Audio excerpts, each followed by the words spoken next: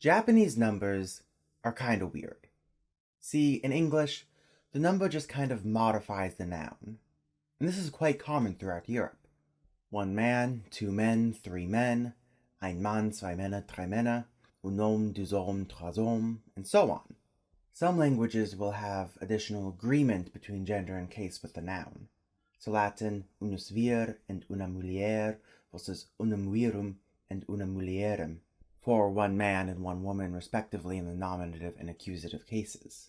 Interestingly, some languages have disagreement between the number and the noun. I'm looking at you, Arabic.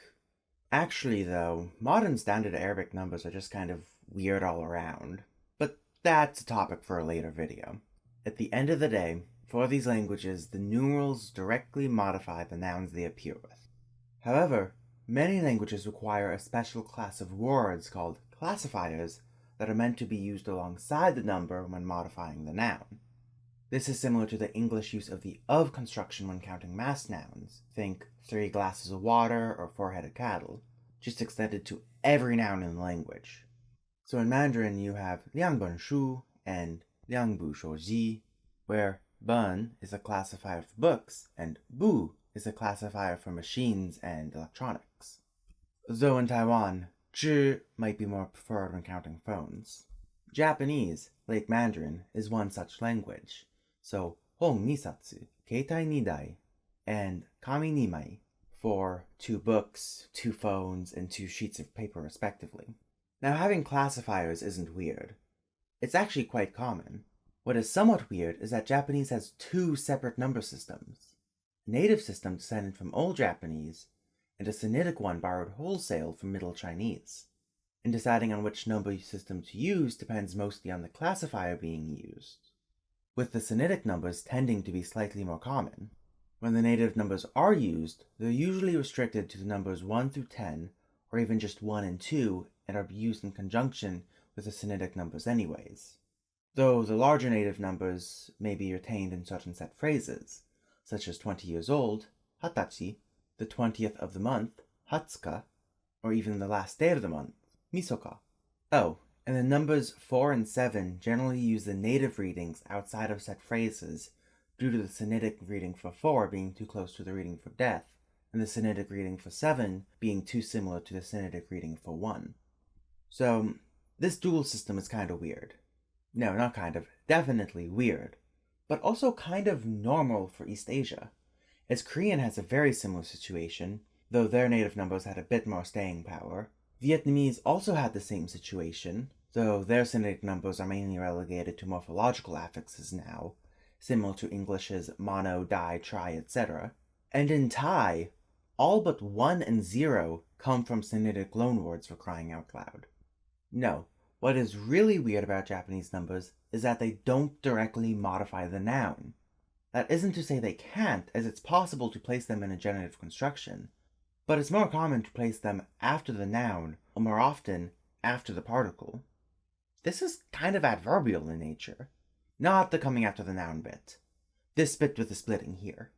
You might think I'm exaggerating, but splitting a modifier from its head with any other part of word is really weird typologically. Not impossible, just rare. It happens in many Indo-European languages in Europe, like in Greek and Latin, but in both cases it's an adjectival and the form is highly marked. You only really see adverbs being separated from the modified verbs, as they tend to modify the sentence as a whole. Though in some languages like German, the placement of certain adverbs can greatly change the meaning of the sentence. So in Japanese, having the unmarked form of the numeral being split from the noun it modifies seems kind of adverbial. It's even possible to completely separate the counter from the thing being counted in sentences like Ringo wa boku ga sanko tapeta. The sanko there is referring to the apples, but is completely detached from the noun. It's not just with numbers that we see this though, as the Japanese equivalents of a lot of and a few of, takusan and sukoshi, act in similar ways to numbers, and in all the grammars I found, are classified as adverbs.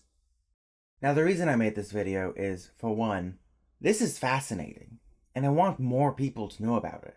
And two, I don't know many examples of this happening. Now, is this actually adverbial usage, or am I just reading too much into this? I don't know. I am not a syntactician. I've tried looking into this, but the most I've found is this Wall's map on number-noun ordering with only 2 languages stated as adverbial number systems, and those are found in the Amazon.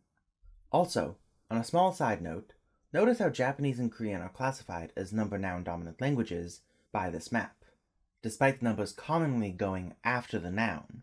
This is actually because there's a huge debate syntactically in counter systems whether the number modifies the noun directly, with the counter being extra semantic fluff, or if the number modifies the counter, which in turn modifies the noun.